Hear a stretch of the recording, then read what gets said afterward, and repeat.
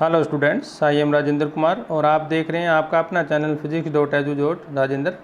तो हमने जो है पहले इस लेसन के ऊपर जो हमारा लेसन है खाद्य संसाधनों में सुधार 9th क्लास साइंस, तो 2 वीडियो पहले हमने इसके ऊपर बनाए हैं, जिसमें हमने जो हमारे अभ्यास के प्रश्न होते हैं और पाठ्य पुस्तक के प्रश्न होते हैं जिसको हम टेक्सचुअल क्वेश्चन भी बोलते हैं, एक्सरसाइज क्वेश्चन बोलते हैं, उसको जो हमने कवर किया है। और इस वीडियो में हम आपके लिए लेकर आए हैं जो इंपॉर्टेंट क्वेश्चन होते हैं, कुछ जो एग्ज़ाम में मोस्टली पूछ लिए जाते हैं, उनके बारे में चर्चा करेंगे। तो चलिए शुरू करते हैं। हमारा फर्स्ट क्वेश्चन क्या कहता है, देखिए फर्स्ट क्वेश्चन में ये जो सारणी दी गई है हमारी एनसीईआरटी बुक से ली गई है ये, और इसमें पूछा क्या गया है ये हवा, पानी तथा मृदा से प्राप्त होने वाले पोषक तत्व कौन कौन से हैं। तो देखिए हवा से हमें जो है 2 पोषक तत्व प्राप्त होते हैं, कार्बन और ऑक्सीजन। कार्बन और ऑक्सीजन। तो हम बात पौधों की करते हैं क्योंकि हमारा लेसन पौधों के ऊपर है। तो पौधे जो हैं कार्बन और ऑक्सीजन कहाँ से प्राप्त करते हैं, हवा से प्राप्त करते हैं। और कार्बन जो है, कार्बन कहाँ से लेंगे, वो कार्बन डाइऑक्साइड, क्योंकि हवा में कार्बन डाइऑक्साइड होते हैं, वो कार्बन डाइऑक्साइड लेते हैं और उससे ही वो कार्बन की पूर्ति कर लेते हैं। इसी प्रकार ऑक्सीजन की वो पूर्ति करते हैं, हवा से ही करते हैं। और इसमें हम दूसरा और जो शामिल कर सकते हैं जो है हमारे पास कार्बन डाइऑक्साइड, यानी कि कार्बन का ऑक्सीजन और कार्बन डाइऑक्साइड 3 पोषक तत्व हमारे हो सकते हैं जो हवा से लेते हैं।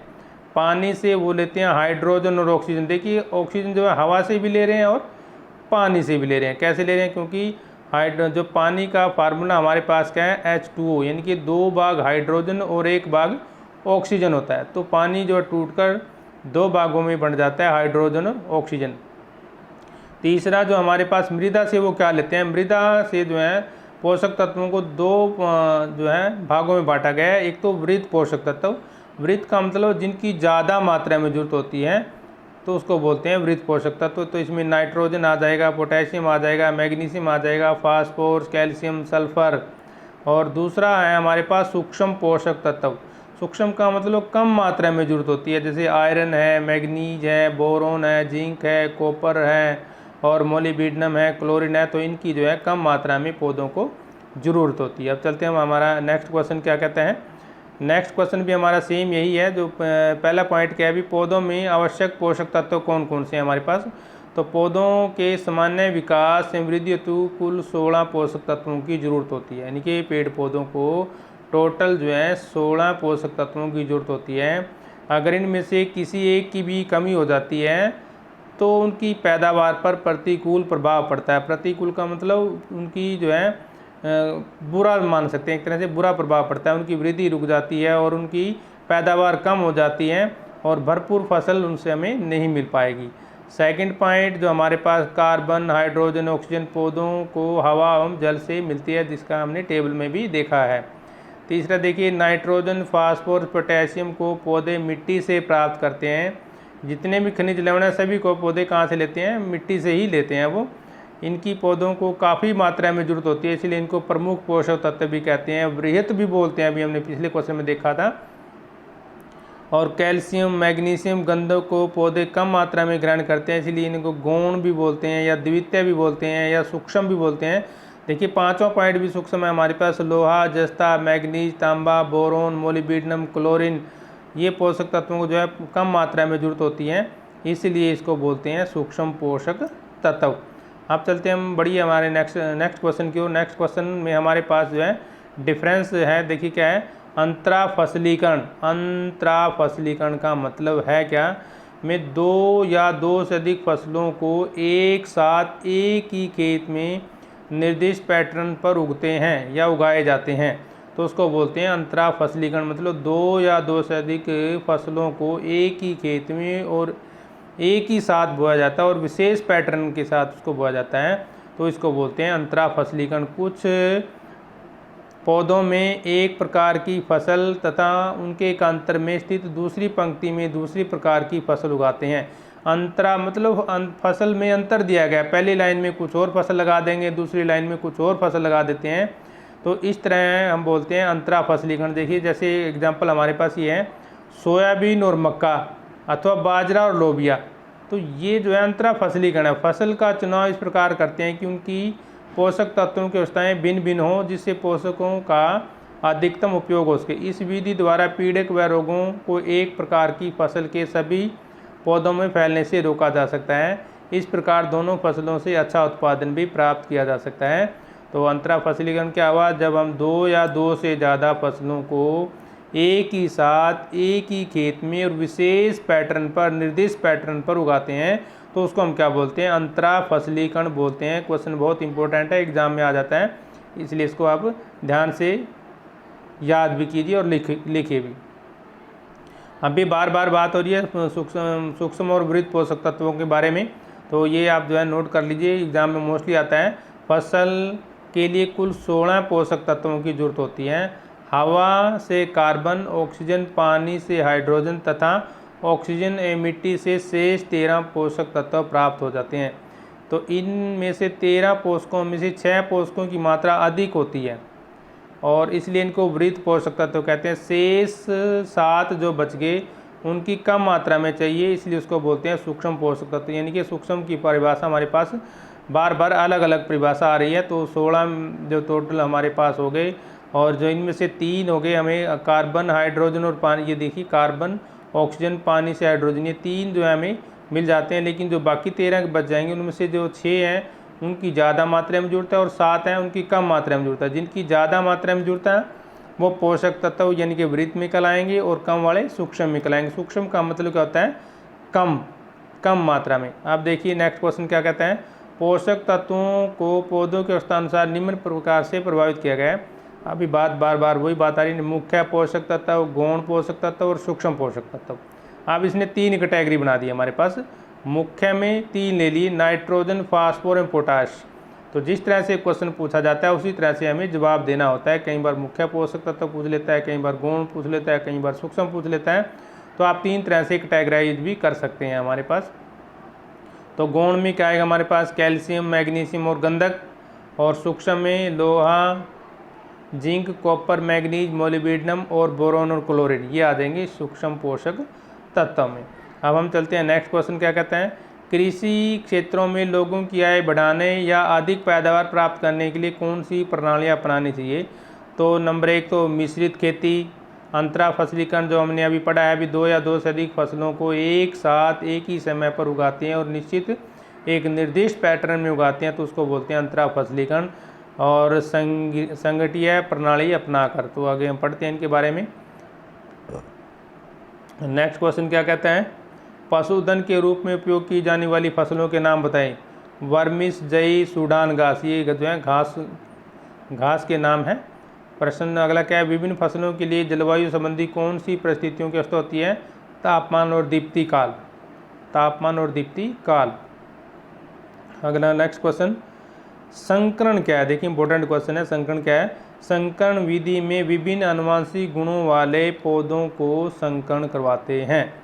यह संकरण अंतरा किस्मीय यानी कि विभिन्न किस्मों से, अंतरा स्पीशीज यानी कि विभिन्न प्रजातियों से, अथवा अंतर्वशीय यानी कि विभिन्न वंशों से हो सकता है।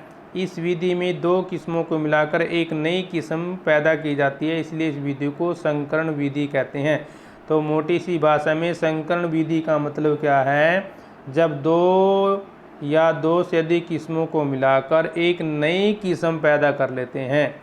दोबारा सुन लीजिए, जब 2 या 2 से अधिक किस्मों को मिलाकर एक नई किस्म तैयार की जाती है तो उसको बोलते हैं संकरण विधि। और संकरण विधि में हमारे पास 3 पॉइंट दिए गए हैं, नोट कर लीजिए, फिर आपको जो है हिंदी में अब दिक्कत आती है। अंतरा किस्मीय यानी कि विभिन्न किस्मों से, अंतरा स्पीशीज, अंतरा का मतलब विभिन्न लेते हैं, अंतरा का मतलब क्या ले रहे हैं, विभिन्न ले रहे हैं। और अंतरावंशीय मतलब विभिन्न वंशों से हो सकता है। ये 3 पॉइंट आप नोट कर लीजिए। आगे देखिए हमारे पास मिक्स्ड क्रॉपिंग, अंतरा फसलीकरण और फसल चक्कर, 3 पॉइंट हमारे पास। तो मिश्रित खेती, मिक्स्ड क्रॉपिंग बोलते हैं जिसको इंग्लिश में, 2 या 2 से अधिक फसलों को एक साथ उगाना, एक ही भूमि में उगाना, उसको क्या बोलते हैं, मिश्रित खेती बोलते हैं। उदाहरण जो गेहूं और चने को एक साथ बोते हैं हम, गेहूं और सरसों को भी एक साथ बोते हैं, मूंगफली और सूरजमुखी को भी एक साथ बोलते हैं। देखिए अंतरा फसलीकरण और मिश्रित में डिफरेंस है। अंतरा फसलीकरण में एक फसल के बराबर में दूसरी फसल लगाते हैं और मिश्रित का मतलब कहीं भी कोई पौधा हम लगा सकते हैं, इसमें जो है बराबर में लगाना जरूरी नहीं है। तो अंतरा फसलीकरण का हमारा ये पॉइंट हो ही गया। अब नेक्स्ट पे चलते हैं। मिश्रित फसल भी हमारा हो ही गया। मिश्रित फसल में 2 या 2 से अधिक फसलों को एक साथ एक ही खेत में उगाते हैं, जैसे गेहूँ, चना, गेहूँ, सरसों अथवा मूंगफली। इससे होने वाली हानि की संभावना जो है कम हो जाती है, क्योंकि फसल के नष्ट हो जाने पर फसल उत्पादन की आशा बनी रहती है। नेक्स्ट क्वेश्चन, पौधों में पोषक तत्व, ये हमारा हो ही गया। पोषक तत्व के कार्य देखिए क्या होते हैं हमारे पास। नंबर 1, सभी जीवित ऊतकों यानी जड़, तना, पत्ती की वृद्धि और विकास में सहायक होता है। नाइट्रोजन देखिए बहुत कितना इंपॉर्टेंट है हमारे पास, सबसे ज़्यादा इंपॉर्टेंट नाइट्रोजन ही है। नाइट्रोजन में नंबर 1 क्या है, सभी जीवित ऊतकों यानी कि जड़, तना, पत्ती की वृद्धि और विकास में सहायक होता है, यानी कि विकास में ये ही सबसे ज़्यादा ज़रूरी है। दूसरा हमारे पास जो है देखिए क्या है, क्लोरोफिल, प्रोटोप्लाज्मा, प्रोटीन और न्यूक्लिक अम्लों का एक महत्वपूर्ण अवयव। तो नाइट्रोजन में क्या आ गया, मेन रूप से क्लोरोफिल, प्रोटोप्लाज्मा और प्रोटीन और न्यूक्लिक अम्लों का एक महत्वपूर्ण अवयव है। पत्ती वाली सब्जियां और चारे की गुणवत्ता में सुधार करता है। ठीक है, ये हो गए नाइट्रोजन के मुख्य कार्य। अब करते हैं फास्फोरस के मुख्य कार्य। पौधों के वर्धनशील अग्रभाग, बीज, फल के विकास हेतु आवश्यक पोषक विकास में सहायक होता है। दूसरा, कोशिका विभाजन के लिए जरूरी होता है, जड़ों के विकास में सहायता करता है, मतलब जड़ों को और फैलाता है। न्यूक्लिक अम्ल, प्रोटीन, फास्फोलिपिड, सहविकारों, अमीनो अम्ल का अवयव है ये। ठीक है, फास्फोरस। और फिर पोटेशियम देखिए, एंजाइमों की क्रियाशीलता को बढ़ाता है। हमारे शरीर में कई तरह के एंजाइम होते हैं, उनकी क्रियाशीलता को बढ़ाता है। ठंडे और बादल युक्त मौसम में पौधों द्वारा प्रकाश के उपयोग में वृद्धि करता है, जिससे पौधों में ठंडक और अन्य प्रतिकूल परिस्थितियों में सहन करने की क्षमता बढ़ जाती है। तो देखिए पोटेशियम भी हमारे लिए कितना इंपॉर्टेंट हुआ, पौधों के लिए सबसे इंपॉर्टेंट हो गया। इसका मतलब कार्बोहाइड्रेट के जो स्थानांतरण, प्रोटीन के संश्लेषण और इसकी स्थिरता बनाए रखने में मदद करता है। किसकी बात करें हम, पोटेशियम की बात कर रहे हैं। नेक्स्ट क्वेश्चन देखिए इंपॉर्टेंट है ये भी। फसल हमारी 2 तरह की होती हैं, खरीफ की फसल और रबी की फसल। खरीफ की फसल क्या होती हैं, ऐसी फसलें जिसे वर्षा ऋतु में उगाते हैं उन्हें खरीफ की फसल कहते हैं, जैसे धान, मक्का, अरहर और बाजरा इत्यादि। देखिए इसको वर्षा ऋतु में उगाया जाता है। जैसे हमारा जो वर्षा ऋतु मोस्टली कब शुरू होती है, जून के लास्ट में या मतलब लास्ट वीक या जुलाई में लगभग जो है हमारी जो है वर्षा ऋतु शुरू हो जाती है, मतलब बारिश आनी शुरू हो जाती है। तो हम दूसरी भाषा में ये भी कह सकते हैं, ऐसी फसलें जिनको गर्मियों में बोया जाता है और सर्दियों में काट लिया जाता है, मतलब सर्दियों आने से पहले ही काट लेते हैं।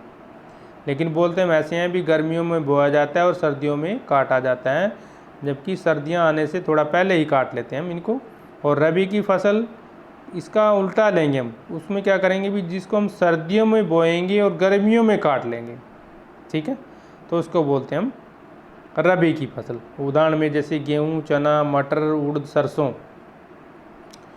तो खरीफ की फसल में सबसे मेन हमारे जो हरियाणा, पंजाब उसमें धान आता है, और रबी की फसल में मुख्य रूप से हमें गेहूँ आता है। नेक्स्ट क्वेश्चन देखिए, तो वही हमारे पास इम्पोर्टेंट क्वेश्चन है, इसलिए इसको बार बार लाया जा रहा है। मुख्य पोषक तत्व नाइट्रोजन, फास्फोरस, पोटास। गौण में कैल्शियम, मैग्नीशियम, गंधक। सूक्ष्म में लोहा, zinc, copper, manganese, molybdenum, boron, chlorine. Next question देखिए, पशुधन के रूप में उपयोग की जाने वाली फसलों के नाम बताइए। वही दोबारा फिर आ गया, वर्मिस, जई, सूडान घास। दूसरा, विभिन्न फसलों के लिए जलवायु संबंधी कौन कौन सी परिस्थितियों की आवश्यकता होती है, तापमान और दीप्ति काल। संकरण विधि क्या है हमारे पास, ये दोबारा ही है, दोबारा हमारे पास। नेक्स्ट क्वेश्चन पे चलते हैं। कृषि क्षेत्र में लोगों की आय बढ़ाने या अधिक पैदावार प्राप्त करने के लिए कौन सी प्रणालियाँ अपनाई जाती हैं, वही बार बार क्वेश्चन हेर फेर कर। मिश्रित खेती, अंतला फसलीकरण और संगठीय प्रणाली अपनाकर। आगे चलते हैं, हमारा जो क्वेश्चन ख़त्म। तो ये था हमारा आज का वीडियो। तो नेक्स्ट वीडियो के लिए हम जल्दी हाजिर होंगे, तब तक के लिए जय हिंद।